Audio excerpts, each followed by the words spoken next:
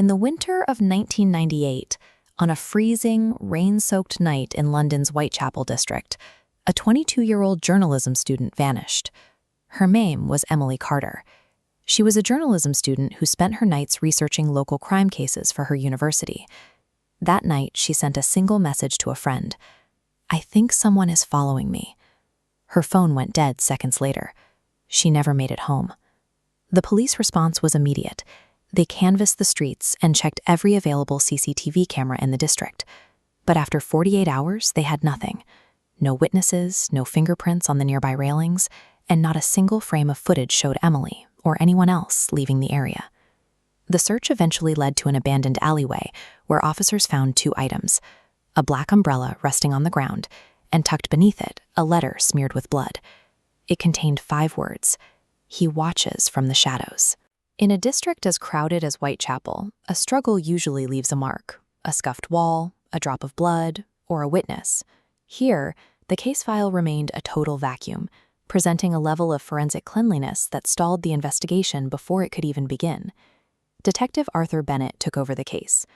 Bennett was a logical investigator, used to the chaotic and messy street crimes of modern Whitechapel. He was a man who relied on physical evidence and the predictable mistakes criminals usually make in crowded city streets. This chart shows what Bennett found when he cross-referenced Emily's case with local cold files.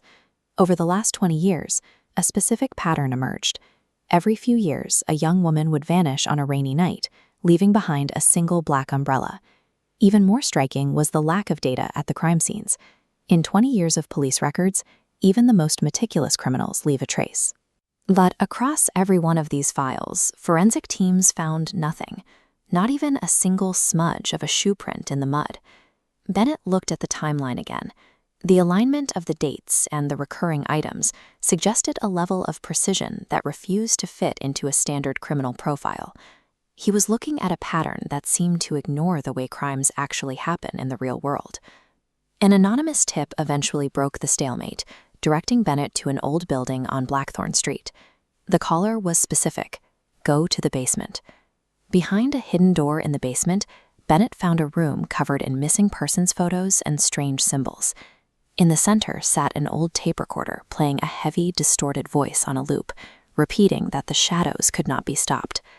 As Bennett investigated the room, the lights cut out. He heard footsteps moving toward him in the dark. He clicked his torch, sweeping the beam across the floor. The room was empty, but a new letter had been dropped into the light. It was addressed to him. It read, "You are next." The blackout and the freshly dropped letter changed the nature of the investigation. Bennett was being watched, and the room in Blackthorn Street was less of a hideout and more of a trap. Bennett needed to know how far back this pattern went. He bypassed the recent digital records and began digging into London's physical archives, looking for anything that predated his 20-year timeline. In the records from 1888, he found the Shadow Walker legend. Witnesses from over a century ago described the same signature: a killer who struck during heavy rain and left behind bloody notes. But the trail stopped there. When Bennett found the official 1888 police ledgers, entire sections were torn out or blacked over with heavy ink, destroying the original writing. The missing pages from 1888 suggested that someone in the government had intentionally scrubbed the records, effectively hiding a threat that had existed for over a century. Later that night, as rain lashed against his apartment windows, Bennett sat with the archival files. In the silence of the room, he heard heavy, rhythmic footsteps approaching his door.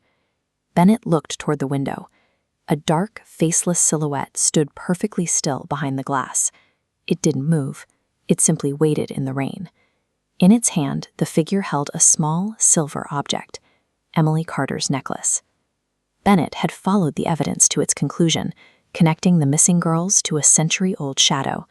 But by identifying the pattern, he had made himself the next subject in it. The following morning, the police found Bennett's apartment in ruins. The door had been forced open, the detective was gone, and a final message was scrawled on the wall: "The shadow never dies." The official investigation ended there. Emily Carter and Arthur Bennett were never found, and the case was eventually moved to the permanent cold file archives. Despite the case being closed, security cameras still occasionally pick up digital glitches on rainy nights. In these low-resolution frames, a tall, dark shape briefly appears on a street corner before the signal cuts to static. The patterns in Whitechapel suggest something predatory and permanent, woven into the very history of the streets, waiting for the rain to begin again. If you ever find yourself in Whitechapel on a rainy night, pay attention to the sounds behind you. If you hear footsteps following your own, do not turn around to see what is making them.